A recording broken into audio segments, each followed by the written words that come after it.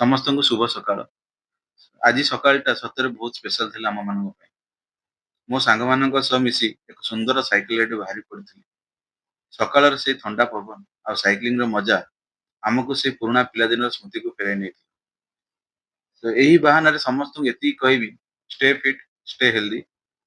ସମସ୍ତଙ୍କ ବ୍ୟସ୍ତବହୁଳ ଜୀବନ ଭିତରୁ ନିଜ ପାଇଁ ଟିକେ ସମୟ ବାହାର କରନ୍ତୁ ଏବଂ ଶରୀରକୁ ଟିକେ ସୁସ୍ଥ ରଖନ୍ତୁ। କିନ୍ତୁ ଆଜି ରାଇଡରେ ସବୁଠୁ ବଡ଼ ଟୁଇଷ୍ଟ ଥିଲା।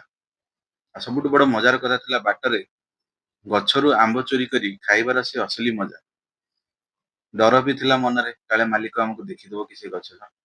ତେଣୁ ମାଲିକଙ୍କ ଆଖିରୁ ବଞ୍ଚି ଗଛରୁ ସତେଜ ଆମ୍ବ ତୋଳି ଖାଇବାର ଯେଉଁ ଆନନ୍ଦ ସେଇଟା କୌଣସି ମାର୍କେଟରୁ କିଣା ଆମ୍ବରେ ନଥାଏ। ଏତିକି ଆଜି କହିବି ସମସ୍ତଙ୍କୁ ଏକ ସୁସ୍ଥ ଶରୀର ଏବଂ କିଛି ମଧୁର ସ୍ମୃତି ସହ ଆଜିର ରବିବାରଟି ସୁପରହିଟ୍ ରହିଥିଲା। ସମସ୍ତଙ୍କୁ କହିବି ଆଉ ଆଜି ବି କହିବି ଆଉ ସବୁବେଳେ ବି କହି ଆସୁଥିବି ସମସ୍ତଙ୍କୁ, ଅଲୱେଜ ଷ୍ଟେ ଫିଟ୍ ଆଉ stay healthy and it healthy.